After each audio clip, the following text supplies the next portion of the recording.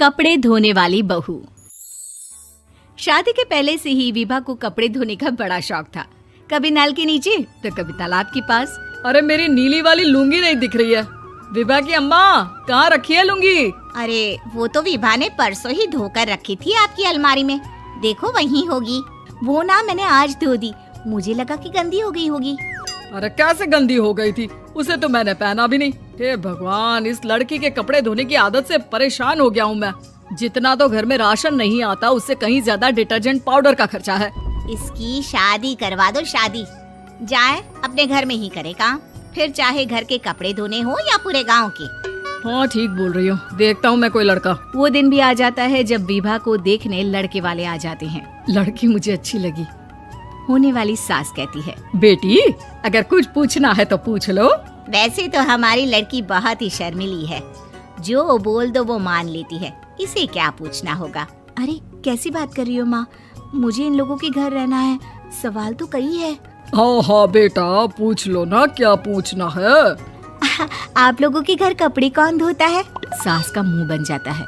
देखो अगर तुम ये कहना चाहती हो कि तुम्हें कपड़े धोने नहीं आते तो सुन लो, कपड़े मैं ही धोती हूँ, लेकिन तुम्हारे आ जाने के बाद मैं रुमाल तक नहीं धोऊंगी। अरे चुप रहना भाग्यवान, बहू बेचारी घर आई नहीं, उसे डराना शुरू कर दिया।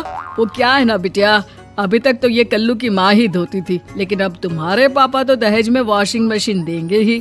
तभी विभा की माँ बोल पड़ती है, सवाल भी पूछा तो क्या। वैसे भाई साहब, मशीन की तो फिर भी कपड़े धोने की कैपेसिटी होती है। मतलब जो बिटिया दे रहे हैं ना विभा, इसे कपड़े धोने का बहुत शौक है। ये आप लोगों के क्या, आस पड़ोस गांव मोहल्ले सबके कपड़े धो दे और उफ तक ना करे।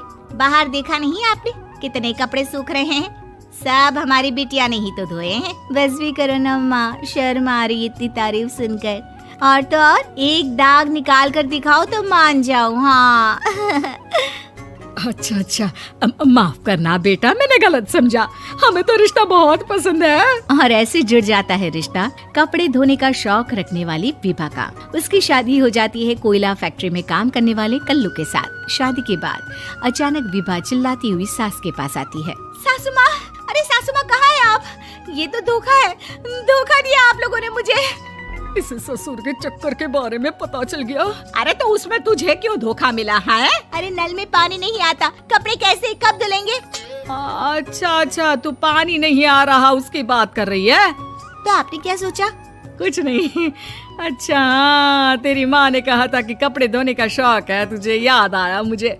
शौक बोलकर कपड़े धोने वाले मेरे जुनून को कम ना आके सासू माँ, कपड़ा धोना मेरा गुरूर है। तभी पति भी वहाँ आ जाता है।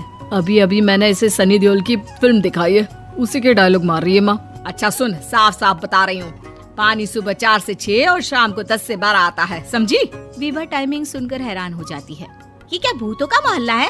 सुबह 4 बजे उठकर कौन कपड़े धोता है? 4 बजे टंकी में पानी जाता है, फिर सारा दिन धोना ना, किसने मना किया? अरे कैसी बात कर रही हैं? 200 लीटर की टंकी में कितने कपड़े धो लूंगी मैं, सुबह ही उठ जाऊंगी मैं। अब क्या था, विभा सुबह 4 से लेकर रात के 12 बजे तक कपड़े ही धोती रहती। एक रोज सास पड़ोस से निकलकर कहीं जा रही होती है कि साथ वाली कहती है, हाँ कल्लू की माँ, जरा ये बताओ कि 2 साड़ी है, 2 ब्लाउज और एक पेटीकोट और एक नाड़े वाला लंबा कच्छा। हाँ तो? अरे तो क्या, कितना लोगी धुलाई ये बताओ। धोबन दिख रहे हैं हम क्या? हमारे पति सरकारी नौकरी से अभी रिटायर हुए हैं और बेटा सुपरवाइजर है कोयला फैक्ट्री में। धोबन समझ रखा है हमें?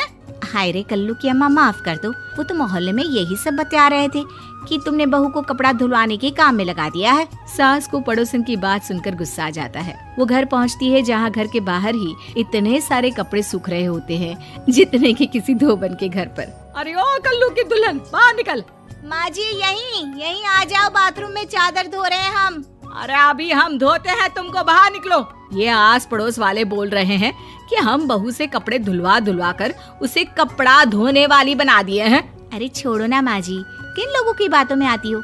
आस पास के लोगों का तो काम ही होता है कि वो किसी तरह सास बहू को लड़ा दे। बहू सारे घर के कपड़े धोती है, ये क्या कम है? बोलिए। सास को भी लग जाता है कि वो बहू का ये सनकीपन नहीं छुड़वा सकती, इससे अच्छा है कि खुद ही चुप हो जाए।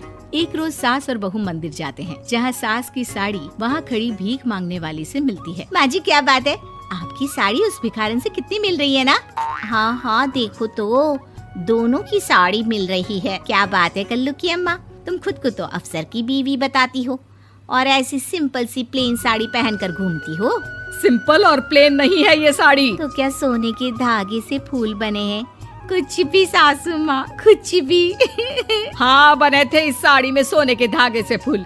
मेरे पति लेकर आए थे मद्रास से स्पेशली मेरे लिए 10,000 की। ताहे भाई साहब इस भिखारन के लिए भी सेम टू सेम साड़ी लेकर आए होंगे 10,000 की। सास उस वक्त कुछ नहीं कहती, लेकिन बहू के साथ घर आती है और अलमारी से एल्बम निकाल कर लाती है। ये साड़ी देख रही है, ये वही साड़ी है जिसे मैंने अभी पहना था।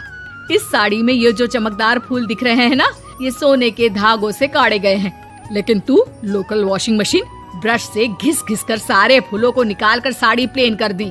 मुझे माफ कर दीजिए सासू माँ। और तो और, जब मैंने तुझे तेरी गलती के लिए कुछ नहीं कहा, लेकिन तूने तो सबके सामने मेरा मजाक ही बना दिया। क्यों? बहू को समझ में आ जाता है कि अब से उसका कपड़े धोना बंद।